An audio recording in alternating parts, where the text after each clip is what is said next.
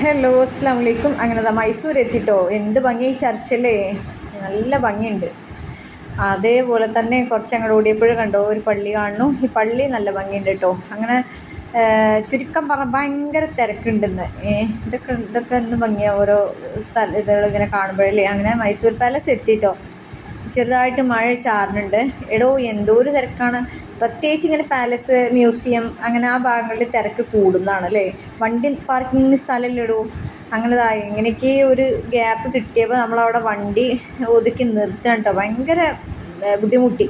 അപ്പോഴാണ് ആശുമോ വിളിക്കണത്. അത് മൈസൂരിൻ്റെ പുറകു വശമാണ്. ഒന്നും കൂടി യൂ ടേൺ അടിക്കും, എന്നിട്ട് ഫ്രണ്ടിലേക്ക് ഇരുന്ന്. അപ്പോൾ ഞങ്ങൾ ആരായി?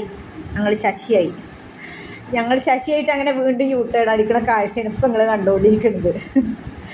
അതിൽ ആശുമോനും റീനുമോളും വേറെ വണ്ടിയിലാണല്ലോ. അതാണ് ഞങ്ങൾ ഇന്നോവയിലല്ലേ. അങ്ങനെയൊക്കെയാണോ. എന്തായാലും ശരി, അവിടെ എത്തി കഷ്ടപ്പെട്ടിട്ടാണെങ്കിലും. അങ്ങനെ ഇവിടെ എത്തിയപ്പം ആശുമോനും റീനുമോളൊക്കെ എന്തൊക്കെയോ വാങ്ങി കഴിച്ചുകൊണ്ട് അവരൊരു നല്ല പെരുമാറ്റം കാണുമ്പോൾ തന്നെ എനിക്കറിയുന്നുണ്ട്. ഇവർ എന്തോ ഉപ്പിലിട്ട് എന്തോ സംഭവം കഴിച്ചുകൊണ്ട് തോന്നുന്നു. റീനു പറയണമെന്നില്ല.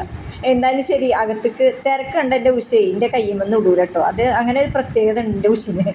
എന്തായാലും ശരി, ടിക്കറ്റിൻ്റെ ക്യൂ ആണിത്. ടിക്കറ്റൊക്കെ എടുത്തിട്ട് ഞങ്ങൾ അകത്ത് കയറുക കേട്ടോ. അകത്ത് കയറുമ്പോഴുള്ള കാഴ്ചയാണിത്. എന്തായാലും ശരി, അടിപൊളിയാണ് കേട്ടോ. ഇനി ഓരോരോ കാഴ്ചകൾ കാണിച്ചു തരാം.